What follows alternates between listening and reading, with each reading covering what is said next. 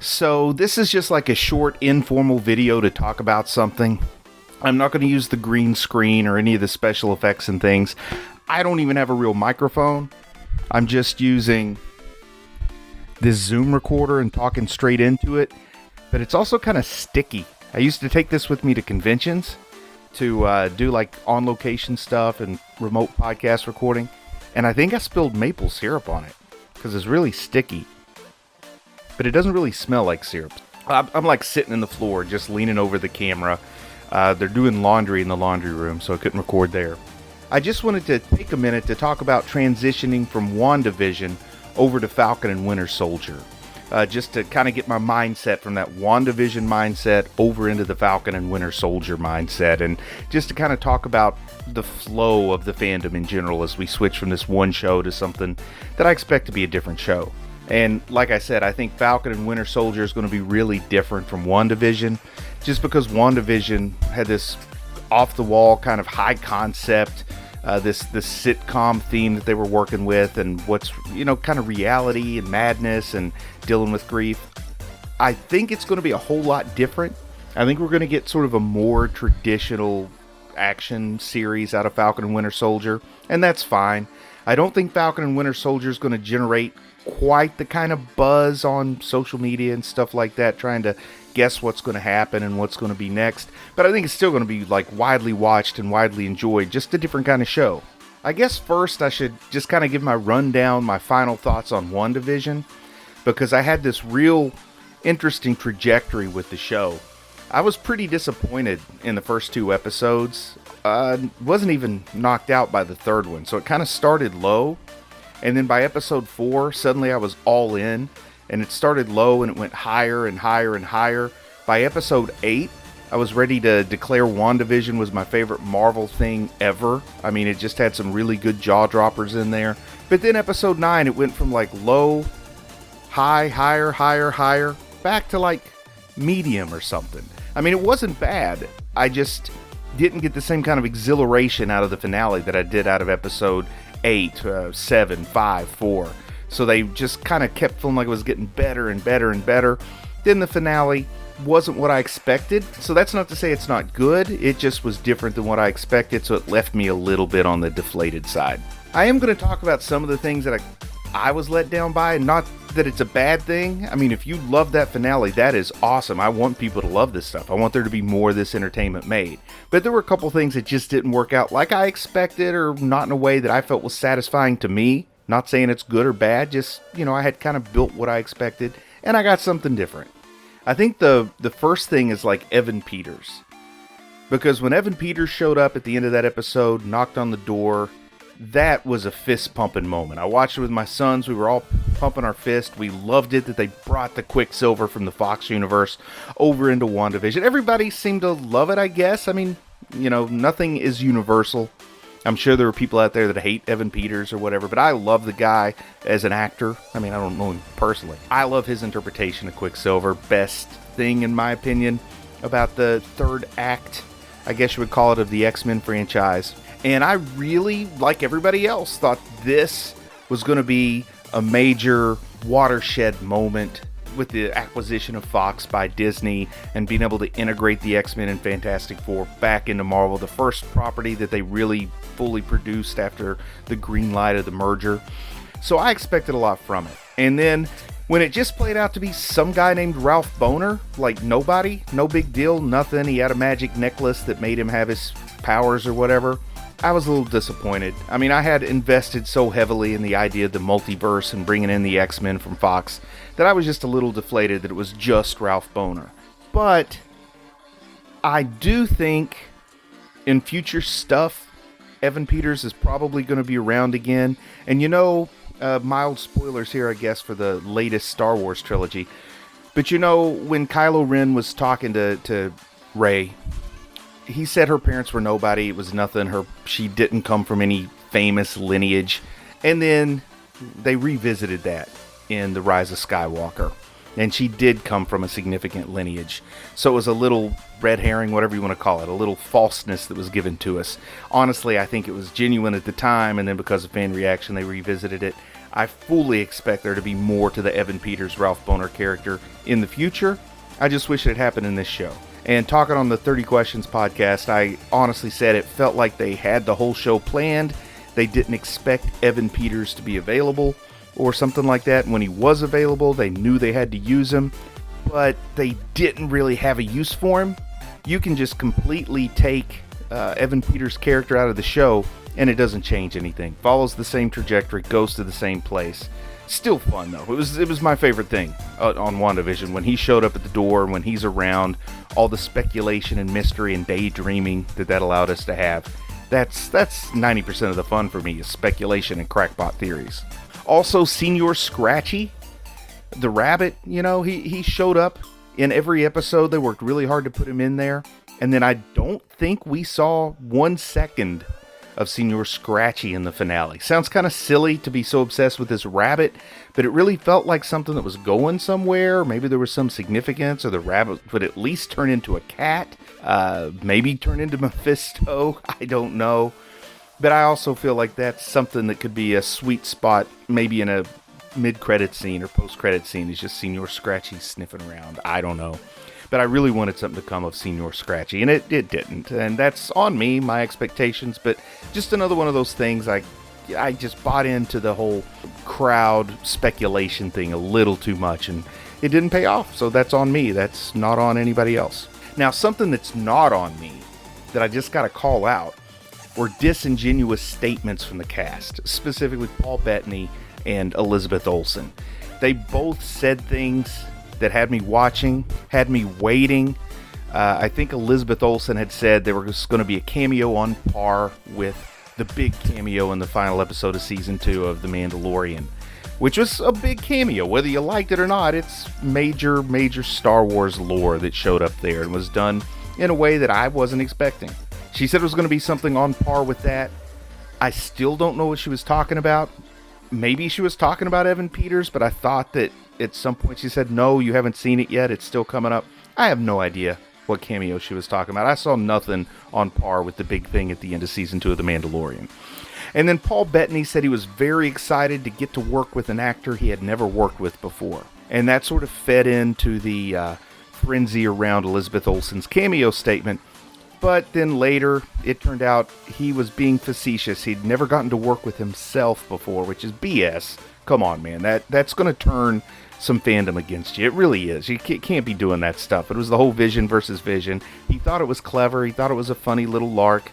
Later, I think he has kind of apologized for it. Maybe he put it on him. But those disingenuous statements turn me against properties. And I'm not the only one. I mean, just look at how the public reacted to J.J. Abrams and the way he handled the second Star Trek movie that he directed, and how he was just straight up lying to people, disingenuous. People don't like that. And it felt disingenuous, the cast statements after WandaVision. But I do think, since WandaVision was kind of set up like this mystery box entertainment, that it just invited people to come in with their crackpot theories and their ideas and their speculation. One of my favorite things in the world to do are come up with crackpot theories. If anybody ever listened to Preacher Podcast, I had some really crackpot theories. There were so many interesting internet theories, and the ones that people liked just kind of got reinforced, and we built up on it, and then we started to expect a real big jaw dropper in that finale, which it didn't really have a big jaw dropper. Speculation about Mephisto and Nightmare. I even heard a theory that Dick Van Dyke was going to show up in the finale. How ludicrous does that sound now in retrospect? But I think like the theories outkicked the coverage of the show. And I don't want to do away with the theory. Some people say, oh, the internet's ruining it. No, it's about the ride. Journey before destination for any Stormlight Archive fans. So it's really the journey, not the destination. But I do think that probably played in a little bit to my less than top-notch response to the finale. But some things I really liked about the finale. We got an incredible Scarlet Witch costume. I mean, when we see the compromise between what looks good on screen and what looks good on the comic book page, sort of comic book accurate, but better for live action, not necessarily better for a comic book. Beautiful. They knocked it out of the park. One of the best costumes they've ever done. And of course, Elizabeth Olsen. She's lovely. She looks great in it. The way that they did her hair even looks great when she's in that final form costume. So that part was wonderful. I also love it that Agatha is still alive, because all too often in superhero property, especially when you go back to like the second wave, I guess you would call it, the stuff around Tim Burton's Batman and things around that time, there's this big problem of you introduce an iconic villain and then you kill him off at the end of one movie or the end of one series. I'm glad they avoided that, because I love the actress, Catherine Hahn is her name, I think. I love the actress. She's incredible. I love the character. I think there are tons of possibilities for Agatha Harkness in the future. I've said it before on the 30 Questions podcast. I absolutely think she could be kind of like a Loki type. Come around, be a fan favorite, be a little bit more of a hero in the comics. She certainly guides Scarlet Witch in certain situations, and I could see that coming back. And, you know, I like the White Vision storyline. I like it that we got a new angle on Vision. I like it that we get the comic book accurate West Coast Avengers, John Byrne, I think it was, White Vision, now introduced into the MCU, and we've got a reasonable explanation for why Vision can be around in future movies, but also he's going to be a little different. He's going to be maybe just a little less emotional, a little more robotic on account of not having the Mind Stone, which I never thought the Mind Stone made sense for that, to be honest. I thought the Soul Stone would have made more sense, because you're giving him a soul. He already has the mind, the artificial intelligence. That's the difference. But, you know, they do what they do. There's a reason they get paid to do that, and I'm stuck here with, 230 subscribers talking about what they do. I will say that I don't think it gave me any idea what to expect in Doctor Strange 2, the Multiverse of Madness, and that's a plus, not a minus. I didn't want to come out of this feeling like I knew exactly what to expect in that. And there was a part of me that was worried, like Benedict Cumberbatch shows up at the end, you go straight into whatever we're going to get there.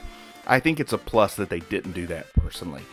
Some people may be disappointed in that, but, you know, everybody can't be happy, right? It's not Burger King. But yeah, so much speculation about Mephisto, so much speculation about the Fantastic Four. No progress made on either of those. I really don't even know where the Mephisto rights are. Those very well could be 100% with Sony, for all I know. Mephisto, pretty big Spider-Man villain, so I don't know. But neither one of those things happened, so that might have let some people down. To me, it would have been a plus if it was there, but it's not a minus because it wasn't. That would have just been like extra decoration on the cake icing. So what about Falcon and Winter Soldier?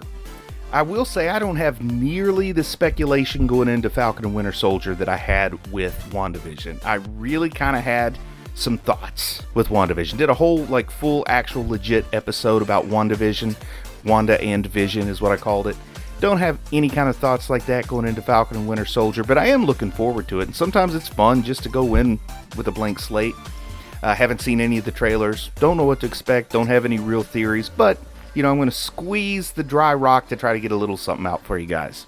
I really do expect it's going to be about Captain America's legacy, about Cap's legacy. And when I say that, I think a big part of the setup might be who will be the next Captain America. Of course, Bucky and Sam have both carried the shield in the comics. But something I've heard, don't know if it's true or not, something I've heard, though, is that maybe Johnny Walker, U.S. agent, is going to be in the show, which I think is a great kicker. That's going to be kind of like the not so well-guided government official replacement for Captain America, who is definitely not Captain America. Curious to see if he plays like a straight-up villain or more like an unfortunate person who got caught up in this. I really kind of feel like he might turn the corner to being more good guy, but also he may appear in this show and never ever again in Marvel history. I don't know. It would be an easy one to throw away, but I hope they don't, because I kind of like, you know, Johnny Walker for some reason. U.S. agent, just a weird character, had a recent mini-series that was a lot of fun, so I like him for what it's worth. But yeah, I think it might be like a three-way competition to see who's the next Captain America. Will it be Sam? Will it be Bucky? Will it be Johnny Walker? And then I honestly 100% fully expect him to have a little bit of like sappy after-school special ending where they all decide nobody can ever be another Cap. We don't need another Cap. What we need is a first Sam and a first Bucky and a first Johnny Walker. So that's kind of how I think it's going to play out, but I could be way off. I do think it'll possibly have a Skrull. It seems like everything is having a Skrull now. And I think that there's a reason that Skrulls are showing up everywhere, because we do know Secret Invasion with Samuel L. Jackson is coming up. Also, Ben Mendelsohn, I think, is going to be in it, so we know Talos we should expect. So I think they're probably laying seeds for the Secret Invasion series, which might even lay seeds for whatever the big arc in one of the next phases is going to be.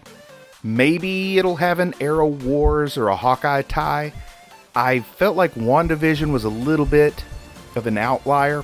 I also feel like the Loki show is also going to be a little bit of an outlier where they're doing their own things and their own stories. But I do kind of expect Armor Wars, Falcon and Winter Soldier. I expect the Hawkeye show all to maybe feed into Secret Invasion or work with Secret Invasion to kind of feed into something that's going to be next. We know we're going to get a Riri Williams. We've already seen the potential, the way they could bring in Wiccan and Speed. We know Kate Bishop is going to be in the Hawkeye series. But then we're also featuring the Avengers who are still part of the universe. So I don't know if they're trying to lay down the groundwork for both the new Avengers and the Young Avengers, or if they're just laying it down for one or the other. But boy, there really seems to be a lot of evidence that we could get a Young Avengers lineup coming out of all this. You know, I'm picturing Riri, Kate Bishop, Wiccan and Speed. Do they need one more? I mean, they could throw one more second generation younger person in there, but even with just that core of four, you know, the first Avengers movie kind of started with the core of four and you build around it. We'll see what happens there. I am glad it's a quick turnover. I'm glad we don't have months and months to wait to the next thing. It's like we got 1 week where we're quiet and we can get caught up and catch our breath and change our mindset, then boom, right back into it.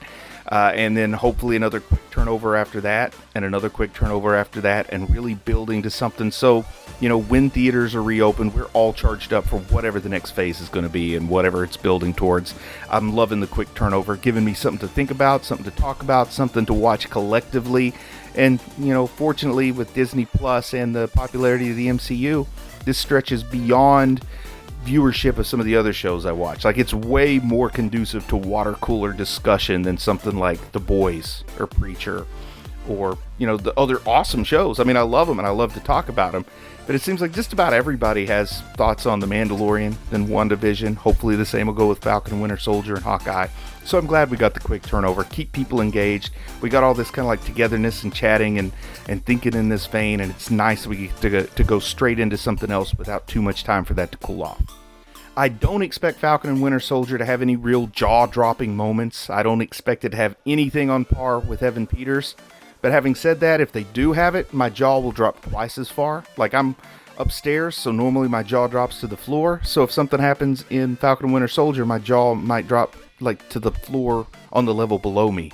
So at least that's a good sign. You know, I no expectations means you just get your mind totally blown when something cool happens. So I'm looking forward to that. But yeah, those are pretty much my thoughts on WandaVision, my anticipation for Falcon and Winter Soldier, looking forward to transitioning along. If you want to, you know, hear episode by episode kind of what I think about Falcon and Winter Soldier, you want to go back and see what I had to say about WandaVision, the 30 Questions podcasts are out there. And maybe I'll do something else like this at the end of Falcon and Winter Soldier. I think it's only 6 episodes, so only a few weeks away. All right, thanks for watching. Hope it wasn't too low on the quality for you.